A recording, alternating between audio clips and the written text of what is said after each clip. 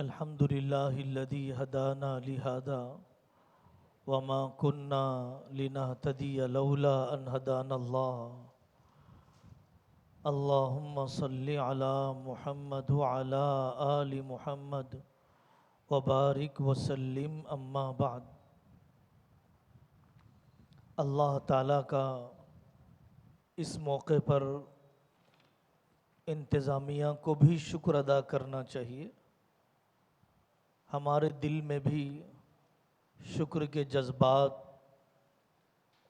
پیدا ہو رہے ہیں. ماشاء اللہ جتنے ساتھیوں کو میں مدرسین میں قریبی جانتا ہوں، ان ساتھیوں میں تدریس کی ذمہ داری کا احساس، مطالعہ، تیاری، حدیث کی کتابوں کے لیے بڑی بڑی شروحات، ماہرین سے رجوع ہونا، یہ ساری خوبیاں میرے علم میں ہیں. اللہ تعالیٰ اس ادارے کو مبارک فرمائے اور مزید اپنے کام کو احسان اور اتقان کی طرف بڑھانے کی توفیق عطا فرمائے.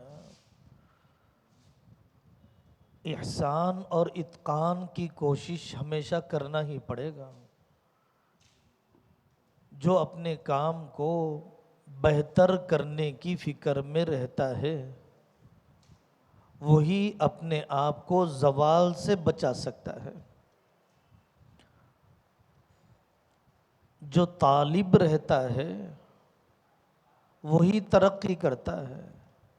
قانع کا تو زوال فطری طور پر ہونا ہی ہے، کیونکہ ایک سطح پر انسانی طبیعت رکنے والی نہیں ہے.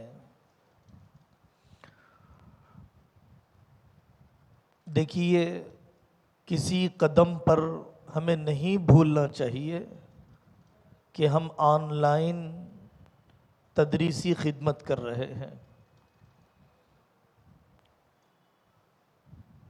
مصاحبت کا موقع نہیں ہے،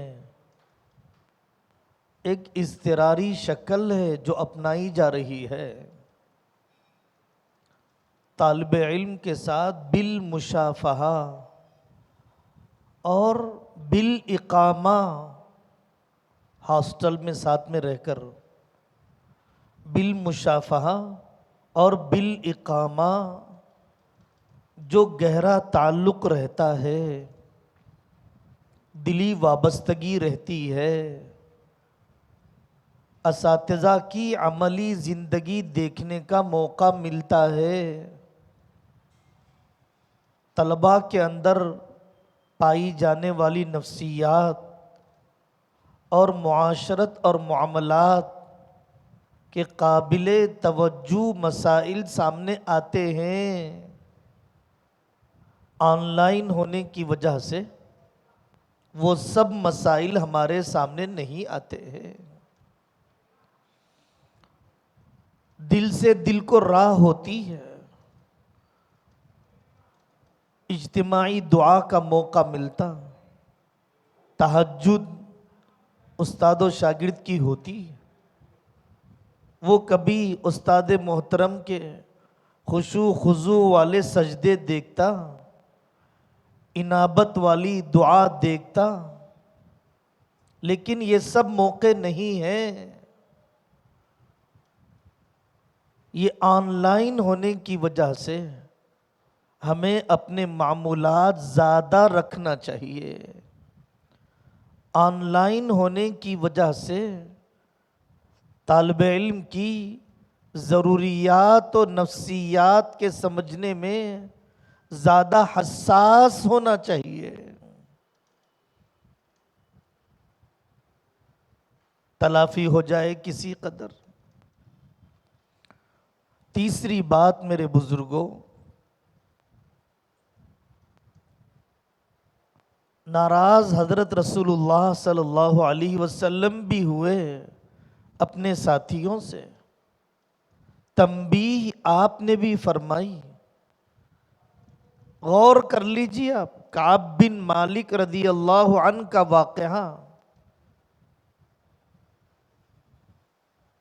بلاغت کا اعلیٰ ترین نمونہ،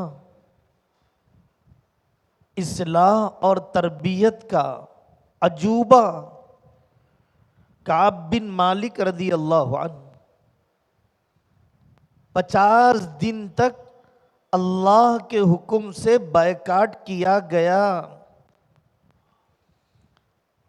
لیکن دونوں کی ناراضگی کی حالت میں بھی ایک دوسرے کے لیے تڑپنا، کنکھیوں سے ایک دوسرے کو دیکھنا، حضرت رسول اللہ صلی اللہ علیہ وسلم کا سلام کرنے کی اجازت نہیں، ملاقات کرنے کی اجازت نہیں، اللہ کی طرف سے جسم دور تھا، دل دور نہیں تھا، ظاہری ناراضگی تھی، جذباتی لگاؤ میں کمی نہیں تھی۔ تنبیہ ایسے ہوتی ہے، جو ماں پٹائی کرتی ہے اسی ماں کے پیر پکڑتا ہے بیٹا۔ ہم نے اپنی امی کو دیکھا، پٹائی بھی کر دیتی اور کنارے بیٹھ کے رونے لگ جاتی۔ اگر واقعتاً ہماری تادیب، ہماری تنبیہ، ہماری سرزنش اس قسم کی للہی ہے، پدرانہ ہے، نبوی ہے، تو واقعتاً وہ انقلابی بنے گی۔ وَلَوْ كُنْتَ فَظًّا غَلِيظَ الْقَلْبِ لَانفَضُّوا مِنْ حَوْلِكَ فَبِمَا رَحْمَةٍ مِّنَ اللَّهِ لِنْتَ لَهُمْ۔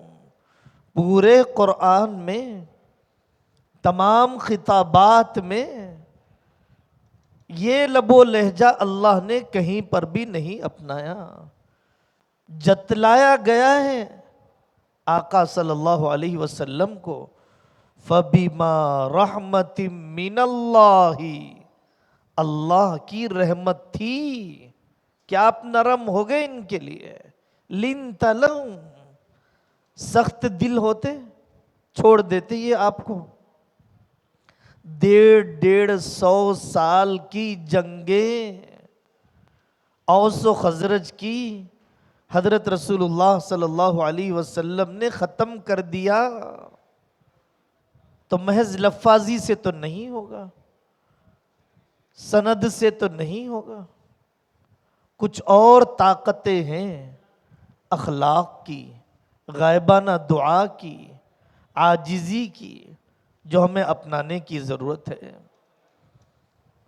حضرت تھانوی رحمۃ اللہ علیہ اپنے ملفوظات میں واقعہ نقل فرماتے تھے، ایک بادشاہ کے پاس ایک ہی جرم کا ارتکاب کرنے والے 3 آدمیوں کو لایا گیا۔ چوری کا جرم کیا 3 آدمیوں نے، بادشاہ نے ایک کے بارے میں کہا سولی پہ چڑھا دو، دوسرے کے بارے میں کہا اس کو 10 کوڑے لگاؤ، تیسرے کے بارے میں کہا اچھا اس نے کیا ہے چوری، چھوڑ دیا اسے۔ حضرت حکیم الامت فرماتے ہیں کہ لوگوں نے بادشاہ سے پوچھا جرم ایک تھا، سزا الگ الگ کیوں؟ تو کہا بادشاہ نے جاؤ دیکھ لو کیا اثر مرتب ہوا۔ ایک کو سولی چڑھا دیا گیا، دوسرا جس کو کوڑے لگائے گئے اس نے اپنی پیٹھ جھٹکتے ہوئے کہا ایسے تو کتنی مرتبہ کھا چکا ہوں، تیسرے نے جس کو بھری محفل میں بادشاہ سلامت نے گھور کر دیکھا اور برسر عام حد کے عزت یا بے آبروئی یا حیثیت عرفی کو جرح کرنے کا تھوڑا سا معاملہ کیا، اس کو جا کر دیکھا تو اس نے گھر میں خودکشی کر لی۔ کیسے زندہ رہوں بادشاہ وقت نے مجھے بھرے دربار میں پوچھ لیا کہ تم نے چوری کی ہے۔ ناراضگی کے بعد لا تعلق نہیں ہے استاد شاگرد سے، ڈر رہا ہے کہیں میرا شاگرد تعلیم چھوڑ نہ دے، بدک نہ جائے۔ اشرف امام شافعی رحمۃ اللہ علیہ کے شاگرد تھے یونس عبد الاعلی رحمۃ اللہ علیہ۔ ایک موضوع پر مناقشہ چل رہا تھا، شاگرد صاحب ناراض ہو کے چلے گئے۔ امام شافعی رحمۃ اللہ علیہ یونس عبد الاعلی کے دروازے پر گئے، پوچھا اندر سے شاگرد نے کون ہے من بالباب؟ امام شافعی نے فرمایا محمد بن ادریس۔ شاگرد کہتا ہے سارے محمد بن ادریس ذہن میں آئے، استاد جی نہیں آئے۔ دروازہ کھولا تو استاد جی ہیں۔ شاگرد نے کہا، شاگرد حیران ہو گئے۔ امام شافعی نے فرمایا کہ فرقتنا مسئلۃ واحدۃ وجمعتنا المسائل، تمہارے اور میرے درمیان جوڑ پیدا کرنے والے 50 مسائل ہیں، ایک مسئلے نے توڑ کیسے پیدا کر دیا؟ نقطۂ اتحاد کو سوچو، نقطۂ اختلاف کو سوچو گے کسی سے جوڑ نہیں بیٹھے گا۔ مولانا الیاس صاحب رحمۃ اللہ علیہ فرماتے تھے داعی کو چاہیے مدعو کے ساتھ مشترکہ پہلو کو سوچے۔ ہم سب انسان ہیں، ہم سب مسلمان ہیں، ہم سب امت محمدیہ ہیں، ہم سب اہل سنت والجماعت ہیں، ہم سب علماء دیوبند ہیں، ہم سب فلانے شہر کے ہیں۔ نقطۂ اتحاد کو سوچیے۔ امام شافعی رحمۃ اللہ علیہ نے اپنے شاگرد سے کہا کہ جو تعلقات کا پل کئی سال کی تعمیر کے بعد بنا اسے نہ توڑ دو، ہو سکتا ہے کہ واپس آنا پڑے اور وہ پل ٹوٹا ہوا ہو۔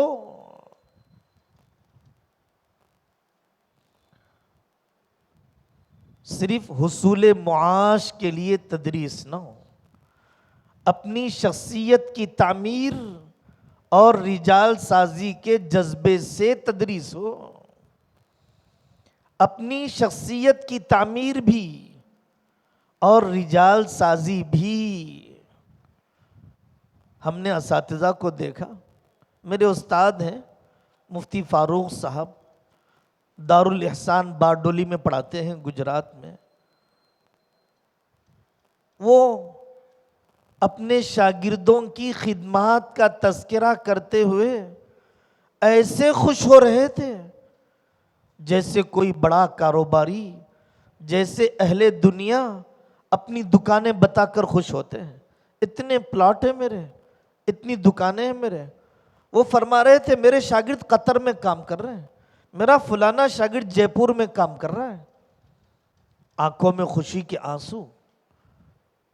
جو تدریس رجال سازی کو مقصد بنا کر چل رہی ہے، جو تدریس اپنی شخصیت کی تعمیر کے ارادے سے چل رہی ہے، اس تدریس پر کبھی افسوس نہیں ہوگا۔ مفتی سعید صاحب پالنپوری رحمۃ اللہ علیہ بارہا فرماتے تھے تم پڑھاتے ہو پڑھتے نہیں ہو، تم پڑھاتے ہو پڑھتے نہیں ہو۔ اس سال میں نے ہدایت النحو پڑھایا، کیا میں پہنچا الفیہ ابن مالک تک، النحو الوافی تک؟ اس سال میں نے 34 مرتبہ علم الصیغہ پڑھایا، کیا میں پہنچ گیا مراح الارواح تک، الحنفیہ تک، فلسفہ صرف تک، تصریفات کے مختلف ابواب تک؟ کیا میں نے دیکھ لیا شافیہ کو؟ ہدایہ پڑھاتے ہوئے آج 6واں سال ہے، آج 10واں سال ہے، کیا میں نے ہر باب سے متعلق جدید مسائل، ہر باب سے متعلق مفتبی مسائل، ہر باب سے متعلق زمینی سطح پر پیش آنے والے جزئیات اگر میں نے دیکھ لیے تو واقعتاً میری تدریس شخصیت کی تعمیر کر رہی ہے۔ رابطہ ہے اپنے شاگردوں سے، ان کے بیمار ہونے پر جی چاہتا ہے عیادت کے لیے جاؤں، جی چاہتا ہے صلاۃ الحاجت پڑھوں۔ انہوں نے تو کب تک تعلق رکھا اپنے شاگردوں سے؟ سعید ابن مسیب رحمت اللہ علیہ، شہزادہ خواہش کرتا تھا ان کی بیٹی سے نکاح کرنے کے لیے، اور ابو وداع نظر نہیں آئے تو اپنی بیٹی کا نکاح شاگرد سے کر دیا ان کی بیوی کے انتقال کے بعد۔ کیوں نظر نہیں آ رہے تھے؟ کہا گھر والی کا انتقال ہو گیا، اپنی بیٹی کا نکاح کر دیا۔ اتنی دلی وابستگی کے بغیر، دل جیتے بغیر زندگیاں نہیں جیت سکتا۔ 5 سال میں بھی اپنا مقام ان کے دل میں بنائے بغیر فراغت کے بعد اپنے سے جوڑے نہیں رکھ سکتا، مشن کا حصہ نہیں بنا سکتا۔ آخری بات میرے بزرگوں، پڑھنے والے جب اپنے سے عمر میں زیادہ ہوں، پڑھنے والے جب اپنے سے عمر میں زیادہ ہوں تو استاد کو نہیں بھولنا چاہیے۔ بڑوں کا اکرام بھی اپنے استادانہ مقام کا استحضار ہے، اپنے علم کے فضائل کا استحضار ہے، العلماء ورثۃ الانبیاء کا استحضار ہے، لیکن کبروا کبراء القوم کا استحضار نہیں، قوموا الی سیدکم کا استحضار نہیں، انزلوا الناس منازلہم کا استحضار نہیں، اور ولم یؤقر کبیرنا فلیس منا ولم یبجل کبیرنا فلیس منا کا استحضار نہیں۔ ٹوٹنے نہ پائے یہ طالب علم جنہوں نے کبھی محنت کی کسی امتی کو مسجد کی سیڑھیاں چڑھانے کی، نماز کے لیے صرف 3 دن کے لیے، تبلیغی جماعت کے چلے 4 مہینے کے لیے، 5 سال کی عالمیت کے لیے نہیں، خادم دین بنانے کے لیے نہیں۔ ان کو اندازہ ہے کہ ایک آدمی کو طلب خدا کے راستے پر ڈالنے کے لیے کتنے جتن کرنے پڑتے ہیں۔ ہمارے اکابر، ان کا طریقہ تھا، گاؤں دیہات میں جاتے تشکیل کرتے، مال کا بھی چندہ بندے کا بھی چندہ کیا کرتے۔ 5 بیٹے ہیں، ایک بیٹا دے دو مجھے حافظ قرآن بنانا ہے، ایک بیٹا دے دو عالم دین بنانا ہے۔ حضرت مولانا غلام محمد صاحب وستانوی رحمت اللہ علیہ، ماضی قریب کے اکابر، اور ایسے دسیوں اکابر اس طالب علم کے نخرے جھیلے، علاج کروایا۔ ہمارے علاقے کے حضرت مولانا عبدالعزیز صاحب سوریا پیٹ رحمت اللہ علیہ کے شاگرد ہیں، آج بھی یلندو میں حضرت مولانا عنایت اللہ صاحب دامت برکاتہم وہ فرماتے ہیں، شکستہ سڑکیں ناہموار، اور استاد محترم آتے تھے مجھے یلندو میں خدمت دین پر جمانے کے لیے۔ اس قدر انہیں اپنے شاگردوں کو خدمت دین پر جمانے کا ارادہ۔ بہت ہیں پیٹ کے لیے جینے والے، بہت ہیں ڈالر پر اپنی زندگیاں بھیڑ چڑھانے والے، کچھ تو ہوں امت کے لیے جینے والے۔ بہت ہیں ڈاکٹر، انجینئر، اپنی جگہ پر امت کی ضرورت ہے، لیکن وہ علماء جو ان سارے طبقات کی دینی رہبری کریں، دین پر خود اعتمادی پیدا کریں، وہ علماء جو نباز وقت ہوں، وہ علماء جو معاشرے کے اتار چڑھاؤ اور معاشرے کے مسائل کا حل بتلاتے ہوں، آج بھی امت کے درمیان قحط ہے۔ تو شاگردوں کو جمانا پڑے گا۔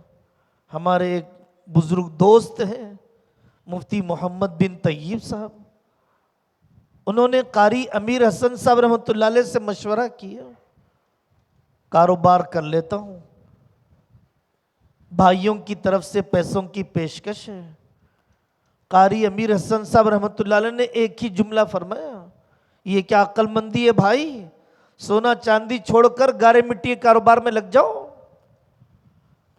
رجال سازی کا کام سب سے عظیم کام ہے، ہوائی جہاز بنانے کا کام بڑا نہیں ہے، تاج محل بنانے کا کام بڑا نہیں ہے، سافٹ ویئر بنانے کا کام بڑا نہیں ہے، انسان بنانے کا کام بڑا ہے۔ تو ہمیں چاہیے کہ ہم ہمیشہ اس بات سے ڈرتے رہیں کہ میرے کسی طرز عمل سے کوئی طالب علم یا طالبہ دین کے علم سے متوحش نہ ہو جائے۔ ہمارے بزرگ تھے، اللہ ان کی مغفرت فرمائے، محترم اکرام سید اکرام علی صاحب رحمت اللہ علیہ، میرے محسن، میرے کرم فرما، وہ فرماتے تھے کتنے لوگ میرے ذریعے سے تبلیغی جماعت میں گئے، حافظ بنے، عالم بنے، حرام کو چھوڑا۔